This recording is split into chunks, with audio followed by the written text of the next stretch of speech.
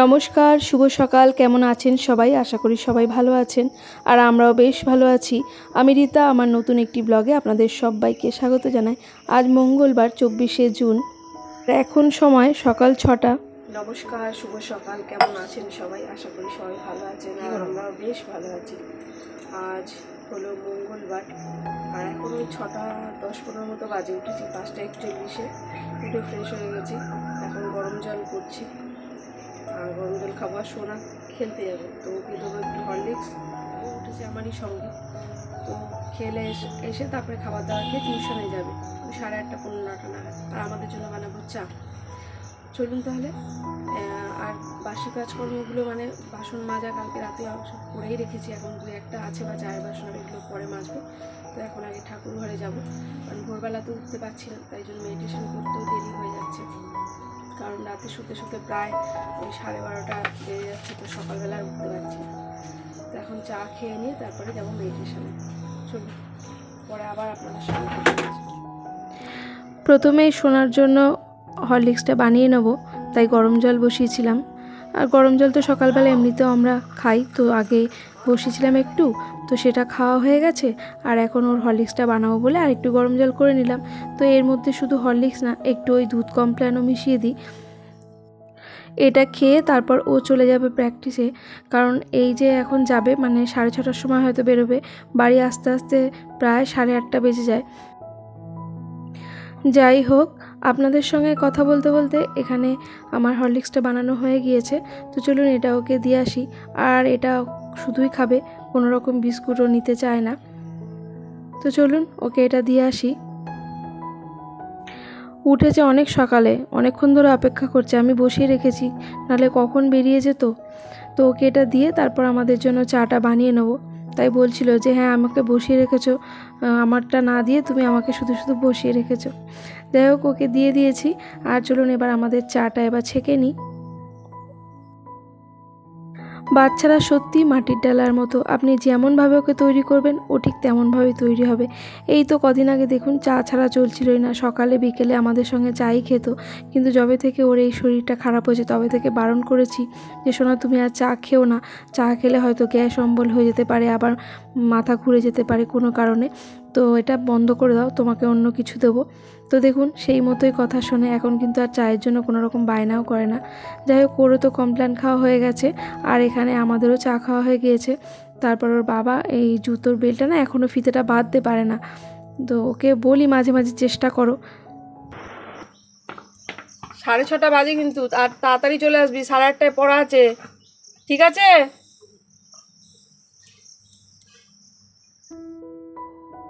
সোনা খেলতে বেরিয়ে যাওয়ার পর আমি ভাতটা বসিয়ে দিয়ে চলে এসেছি ঠাকুর ঘরে। তো এখানে ঠাকুরের বাসনগুলো মেজে নেবো, আর ঠাকুরের ঘরটাও এখানে মুছে নেব।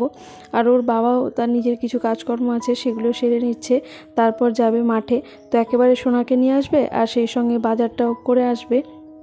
আর ততক্ষণে আমি ওইদিকে বেশ কিছুটা রান্নাবান্না সেরে নেব, কারণ ও আসলে পরে ওকে কিছু খাইয়ে দাইয়ে নিয়ে তার আগে স্নানটা করিয়ে দিতে হবে। ও নিজেই করবে, কিন্তু তার জন্য একটু গরম জল করে দিতে হবে। তারপরে তো আজকে পড়া আছে দাদুর কাছে, কারণ খেলে আসার পর সঙ্গে সঙ্গে ঠান্ডা জল দিয়ে গা হাত পা ধোয়া বা পা ধোয়া মুখ উচিত নয়। তো সেই কারণে একটু গরম জল করে দিই, কারণ বেশিক্ষণ তো আবার বসতেও পারবে না, এমন সময় আসে পড়ার টাইমও হয়ে যায়। আর যেহেতু আমি সকালবেলা একেবারে বাসি জামাকাপড় ছেড়ে নিয়ে ফ্রেশ হয়ে গেছি, তাই মেডিটেশন করে একেবারে ঠাকুরের ঘর মুছে যে বাসন কুসন মেজে নিয়েছি, আর মাকেও সুন্দর করে একেবারে শৃঙ্গার করে ফুল দিয়ে সাজিয়ে গুছিয়ে নিয়েছি। ওদিককার কাজ বেশ খানিকটা গুছিয়ে রেখে চলে আসলাম আবারও রান্নাঘরে, কারণ সোনা বলেছিল যে মা গোল গোল করে আলু ভাজা করবে, আমি এসে ডাল দিয়ে খাবো, তো সেটাই এখন করে দিচ্ছি। আর ওদিকে ভাতটাও আমার হয়ে গেছে, তো সেটাও এখন ফ্যান ঝাড়াতে দিয়েছি, তো ওটাও তুলে নেব। তার আগে আলু ভাজাটা বসিয়ে দিচ্ছি, কারণ আসলে হাতে তো একদমই সময় পাওয়া যাবে না, তাড়াতাড়ি করে সঙ্গে সঙ্গে ভাতটাও বেড়ে দিতে হবে। আজকে আর রুটির ঝামেলা করলাম না, কারণ হাতে অনেকগুলো কাজ আছে, তো একবার রুটি করব, আবার দুপুরে ভাত করব, তাই ভাতটা একেবারে বেশি করেই করে নিয়েছি যাতে দুপুরেও হয়ে যায়। আর এরই মধ্যে বাবা বলে দিয়েছিল যে গরম জলটা বসিয়ে দিতে, তাই গরম জলটা বসিয়ে দিলাম ফোন করে, কারণ ওরা আসছে। আর ওই দেখুন বলতে বলতে হাজব্যান্ড চলে এসছে, আর সোনা নিশ্চয়ই পেছনে পেছনে আসছে। পেছনে নাকি? ঠিক আছে, দাঁড়া ওয়ারেসটা করে দিই। ঠিক আছে, আর একদিন খেলবি, এখন পড়তে যাবি তো বস। আমিও ভাবছিলাম একবার মনে মনে। কি ভাব? কোথায়? অনেকটা খাটনি হয়ে যাচ্ছে। কোথায় কোথায়? আজ রেস্ট নিবি, দাদু কাছে পড়ে এসে দিয়ে আমার কাছে পড়বি। সোনা খেলে আসার পর প্রত্যেক দিনই 1 গ্লাস করে ওয়ারেসের জল দিই, কারণ এই এতক্ষণ প্র্যাকটিস করে তো তাই প্রচুর পরিমাণে জল ঘাম হয়ে বেরিয়ে যায়। তো এটা খেলে আবার তার ব্যালেন্সটা ঠিকঠাক থাকবে। তো আর বলিস যে বাড়ি আসার পর মানে অনেকটা পরিমাণে আস্তে আস্তে জলটা খেতে, কারণ জলটা তো খুবই দরকার শরীরের জন্য। আর এই যে দেখুন না, ও ওখানে স্নান টান করে চলে এসেছে, আর ততক্ষণে আমি ভাতটা বেড়ে নিচ্ছি, কারণ গরম ভাত ঠান্ডা হতেও এখন সময় লাগবে। একসঙ্গে এখানে দুজনারই ভাত বেড়ে নিলাম, মানে হাজব্যান্ডের আর সোনার, কারণ হাজব্যান্ডও খেয়ে দিয়ে নিয়ে তারপরে সেও তার কাজে বেরোবে আর সোনাও যাবে পড়তে। আর এই ফাঁকা বাড়িতে তড়িঘড়ি কাজ করতে আমার বেশ সুবিধেই হয়। তো এখানে ডাল আর আলু ভাজা দিয়ে ওদের দুজনকে এখন খেতে দিয়ে দেবো। করেছিস তো একটা সাইড দিয়ে চল।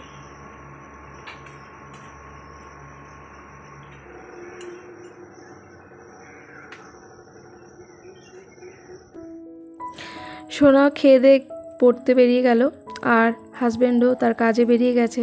তো এখন ঘর ফাঁকা, আর এই ফাঁকা ঘরে কাজ করতে খুব সুবিধে হয়, কারণ এখন আপনাকে আর কেউ কোনো রকমভাবে ডাকাডাকি করবে না, কিছু চাইবেও না। তাই আপনি নিশ্চিন্ত মনে সমস্ত কাজগুলো তড়িঘড়ি সেরেও নিতে পারবেন। এমনটাই হয় প্রত্যেকের বাড়িতে, তাই না? যাই হোক, সুন্দর পরিপাটি সংসার, গোছানো ঘরবাড়ি সকলেরই খুব ভালো লাগে, আর আমারও পছন্দ। কিন্তু এইগুলো করতেও তো একটু সময় লাগে, তাই না বলুন? আর কাজের প্রতি নেশা থাকলে না, তখন দেখবেন শরীর খারাপ থাক আর ভালো থাক, মনে হয় যেন কাজগুলো কতক্ষণে সেরে নেব। হয়তো এমনটা হয় কখনো কখনো শরীর দেয় না, যে ভাবি মনে করো এইটুকুনি কাজ করে তারপরে আজকে আর করব না, কিন্তু যখনই সেই কাজে হাত দেবো না, তখনই মনে হবে যেন আরেকটু করি। তো এই রকম কাজের প্রতি নেশা থাকলে কোনো রকম অলসতাই আপনার কাছে বাধা হয়ে দাঁড়াবে না। তখন আপনার কাছে একটাই লক্ষ্য হবে, মনে হবে কতক্ষণে আমি আমার কাজটা কমপ্লিট করব। যাই হোক, এখানে কিছু কাজ করতে করতে দেখলাম হঠাৎ করে বৃষ্টি চলে এসেছে, আর বাইরে বেশ কিছু জামা কাপড় মেলে দেওয়া ছিল। সোনার জার্সিটাও ধুয়ে দিয়েছিলাম, সেই সঙ্গে জুতোটাও বাইরে দেওয়া ছিল, তো সেগুলো তাই তুলে নিলাম। তো ভেজা জামা কাপড়গুলো এসে এই বারান্দায় তাই মেলে দিচ্ছি। তো এই ঘরটা আমার মোটামুটি গোছানো হয়ে গেছে, আর এর বিছানার চাদরটাও গতকাল পাল্টে দিয়েছিলাম। আর এই বিছানার চাদরটা আমার বেশ ভালো লাগে।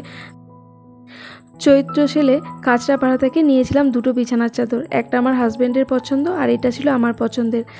তো আর একটা যেটা আছে সেটা অরেঞ্জ কালারের, ওটার থেকে আমার এটা বেশি ভালো লাগে, আর এটা আমি পছন্দ করে নিয়েছিলাম। যাই হোক, এখানে এখন এই ঘরটা ঝাড় দিয়ে নিলাম, আর ঠাকুরঘর তো আগেই গুছিয়ে নিয়েছি, সেটা তো আপনারা দেখলেনই। আর এখন না এই বারান্দাটা, একটু বারান্দা বলতে এই যে বাইরেটা, তো এইটাও একটু এখন ঝাড় দিয়ে নেব, কারণ প্রচুর পরিমাণে পাতা পড়ে চারিদিকে জমে আছে। তো চারিদিকটা ভালোভাবে ঝাড় দিতে গেলে বেশ অনেকটাই সময় লেগে যাবে। বিশেষ করে এই যে এখানে কতগুলো গাছ রেখেছি, তো এই গাছগুলো সরিয়ে পরিষ্কার করতে অনেকটাই সময় লাগবে, কারণ টব রয়েছে, সেই টবের পাশে বা টবের তলায় ছোট ছোট যে শীষ পাতাগুলো আছে, তো সেইগুলো জমে আছে। তো সেইগুলোই ভালো করে খুঁচিয়ে চারিদিক দিয়ে ঝাড় দিয়ে নিচ্ছি, কারণ এবারে বৃষ্টিতে না ওই শিরীষ গাছটা একেবারে ন্যাড়া হয়ে গেছে, মানে যত পাতা ছিল সব হাওয়াতে পড়ে গেছে বা পচে গেছে। এই বৃষ্টির জলটা এতটাই খারাপ, আমাদের বেশ কিছু গাছের পাতা সব মানে নষ্ট হয়ে গেছে, গাছ পুরো ন্যাড়া হয়ে গেছে। তো দেখুন কতগুলো পাতা বেরিয়েছে, তবু তো আমি খুব ভালো করে দিতে পারিনি, টবগুলো সমস্ত সরাইনি। তো ইচ্ছা আছে এই টবগুলো সমস্ত সরিয়ে নিয়ে যে সমস্ত গাছগুলো অনেকটা করে বেড়ে গেছে সেগুলো ছেটে একটু ছোট করে দেয়া। তবে আজকে আর হবে না, কারণ এখন করতে গেলে রান্নাবান্নাও আছে, আবার সোনাও চলে আসবে একটু পরে, তো আমাকে একটু বাইরেও বেরোতে হবে। তাই মোটামুটি একটু পরিষ্কার করে নিলাম, তাতেই তো অতগুলো পাতা বেরিয়েছে, দেখতেই পেলেন। আর তারপরে চলে এসেছে আবারও রান্নাঘরে, কারণ আমি যাব একটু ডক্টরের কাছে। তো সেই জন্য এখানে না গতকাল মানে সোমবার দিন হাট থেকে বেশ কিছুটা ডাল নিয়ে এসেছিলাম কয়েক রকমের, তো সেই ডালগুলো একটু রোদে দিয়ে দিচ্ছি, কারণ ভালোই রোদ হয়েছে। আর এই বর্ষাকালে তো পোকামাকড় হওয়ার বেশি সম্ভাবনা থাকে, তো রোদে দিয়ে যদি একটু গরম করে নেওয়া যায় তাহলে অনেক দিন পর্যন্ত ভালো থাকবে। এই দেখুন বেশ ভালো রোদ উঠেছে। আর ওদিকে হাজব্যান্ডও চলে এসেছে বাড়িতে, আর সোনাও চলে এসছে। ও না ঘুমিয়ে পড়েছে। ওই যে ভোরবেলায় উঠে খেলতে গেছিলো, এসে স্নান করে খাওয়া দাওয়া করে আবার দাদুর কাছে পড়তে গেছিলো। তো শরীর প্রচণ্ড টায়ার্ড, তো এখনও ঘুমিয়ে গেছে। ওকে আর ডাকছি না, তবে আমরা বেরোনোর সময় ওকে ডেকে দিয়ে যাবো, ওকে আর সঙ্গে করে নিয়ে যাব না। আর এখানে আমি ডালগুলো রোদে দিচ্ছি, আর হাজব্যান্ড টোটোতে কিছু একটা কাজ করছে, ওটাই আবার হয়তো কিছু একটা সমস্যা হয়েছে। যাই হোক, চলুন, মোটামুটি কাজকর্ম হয়ে গেছে। আর এখানে আমি রেডিও হয়ে গেছি, তবে স্নান করিনি। ওই যে সকালে একটু গা হাত পা ধুয়ে ফ্রেশ হয়েছিলাম, তো এই যে বেরোচ্ছি, এসে স্নান করব। আর রান্নাবান্না বলতে ওই যে সকালবেলা যা করেছিলাম, ভাতটা তো করাই আছে, তো ভেবেছি একটা ডিমের কারি বানাবো, কিন্তু সেটা আর এখন বানিয়ে রেখে যেতে পারলাম না, কারণ 12টার মধ্যে ডাক্তারখানা বন্ধ হয়ে যাবে, ডক্টর চলে যাবেন। তাই এখন ওই 11টা না 11:30 মতো বাজছে। তো আমি রেডি হয়ে গেছি, আর এই যে বেরিয়েও পড়লাম। আর সোনাকে ডেকে দিয়েছি, ও ঠাকুমার কাছে গিয়ে শুয়ে পড়েছে। আর যা কিছু রান্নাবান্না যেটা রান্না করব আর কি, সেটার জন্য মোটামুটি একটু গুছিয়ে রেখে গেছি, তো বাড়ি ফিরে এসে ঝটপট হয়ে যাবে।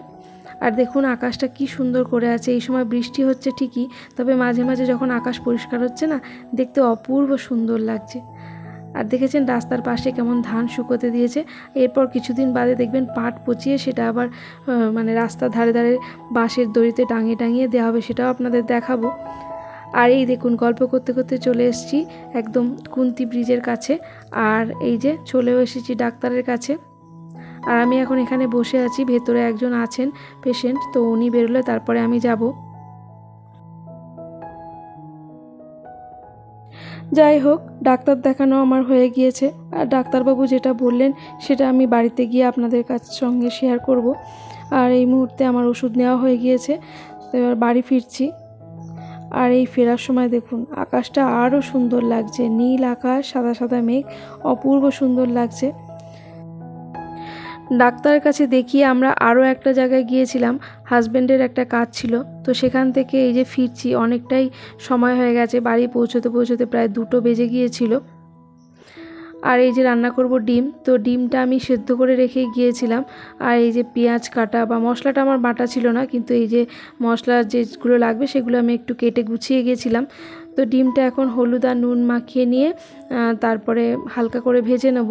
আর কিছুটা পেঁয়াজ থাকবে কুচোনো, আর কিছুটা পেঁয়াজ ওই যে একটু মানে গোটা গোটা থাকবে, এরকম মতন করে মিক্সিতে পেস্ট করে নিয়েছি, পুরো একেবারে মিহি পেস্ট করিনি।